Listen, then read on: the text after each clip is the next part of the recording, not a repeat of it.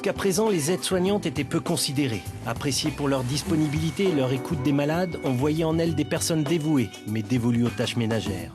Les temps changent. Manque de personnel, manque de moyens, nouvelle génération. L'hôpital commence à reconnaître les compétences de ces aides-soignantes, leur rôle important auprès des malades, mais aussi dans le fonctionnement d'un service. Nous sommes allés à l'hôpital Tenon, où cette reconnaissance porte ses fruits. Service de chirurgie gynécologique, 7 h du matin. Bonjour, je suis Aurélie, l'aide-soignante de ce matin. Ça va? Alors, je vous prends la température dans l'oreille. Comme tous les matins, Aurélie prend les constantes et les transmet à Jeanne, l'infirmière avec qui elle fait équipe. C'est parfait. Aurélie est aide-soignante depuis 8 ans. Elle aime son travail dans ce service qu'elle a rejoint il y a 1 an. Elle se sent proche des femmes qu'elle accompagne. On essaye de les réveiller en douceur, parce que, bon, déjà, dormir à l'hôpital, c'est pas évident. Donc si en plus on rentre comme des brutes dans les chambres... Et puis la routine, elles connaissent, elles savent comment ça se passe. Je dis, je viens pour l'attention, mais elles le savent déjà, elles me tendent déjà le bras et puis elles me tendent déjà l'oreille pour prendre la température. Mais des fois, elles ont un peu de mal à émerger quand même. Donc, ça se comprend, parce que moi, je serais pareil. Hein.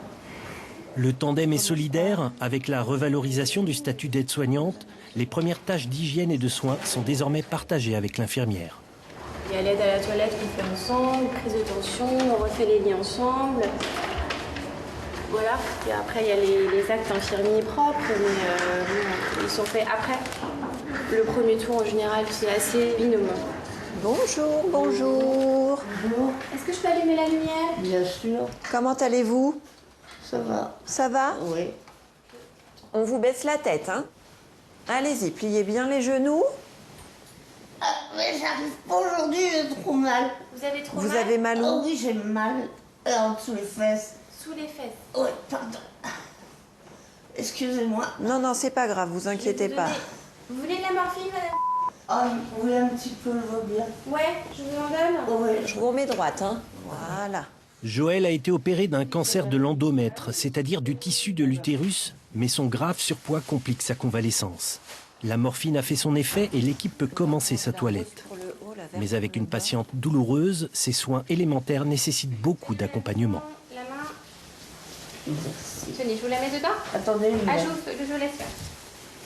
Aurélie et Jeanne mettent Joël à contribution. Il ne faut pas lui donner l'impression qu'elle est totalement dépendante. C'est important pour le moral. Je repasserai un petit coup avec du savon. Oui, si vous voulez. Hein? Tenez, je vous laisse vous essuyer le visage. Allez-y. Je vous lave le ventre, hein, d'accord? Oui.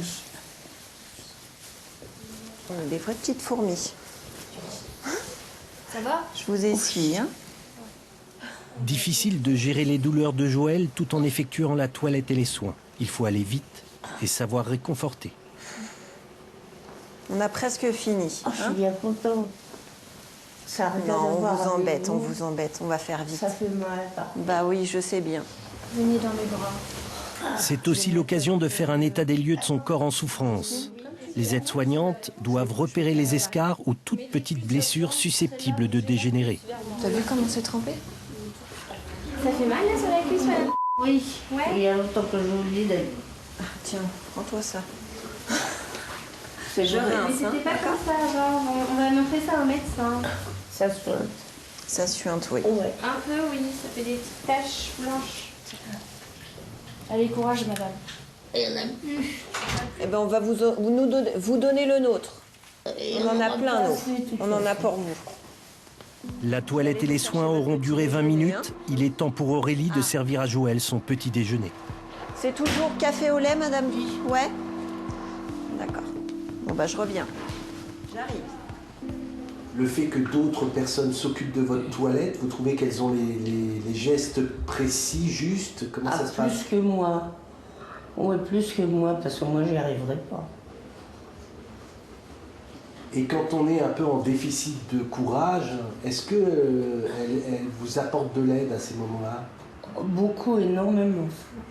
C'est incroyable, de toute façon, elles sont à 2 de nous. Je vous ai ramené une serviette.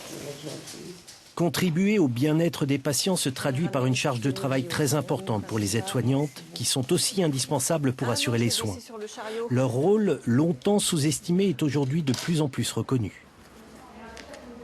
Le rôle de l'aide-soignante dans un service, il n'est pas primordial parce que tous les acteurs sont vraiment indispensables. En fait, c'est un travail d'équipe. Sans l'infirmière, l'aide-soignante ne peut pas travailler, mais le contraire est vrai aussi. Sans une aide-soignante, l'infirmière serait vraiment débordée et n'aurait peut-être pas le temps de réaliser tous les soins qu'elle a à prendre en charge. Et ce ne serait pas possible. Reste le ménage, l'hygiène. Pas le plus intéressant bien sûr, mais une nécessité qu'elles assument tranquillement.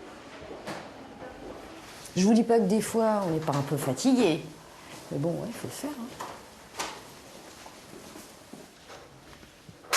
L'essentiel pour elles, c'est l'équipe qu'elles forment avec l'infirmière.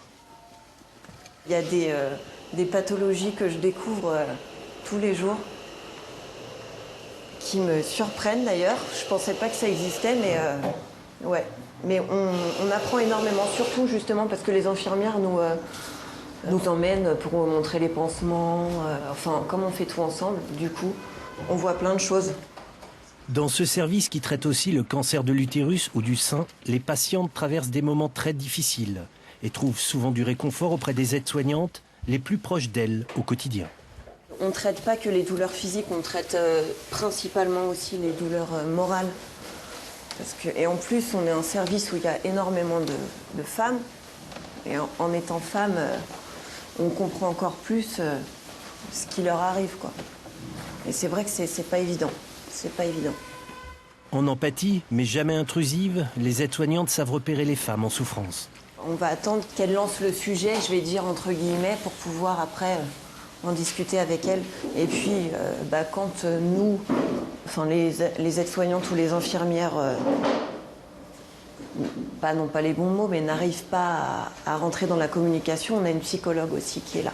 Donc on peut proposer aux dames de la voir. 14 h, Aurélie, debout depuis 5 h du matin, a bientôt fini son service mais pas sa journée. Plus d'1 heure de transport avant d'entamer sa deuxième journée de mère de famille cette fois.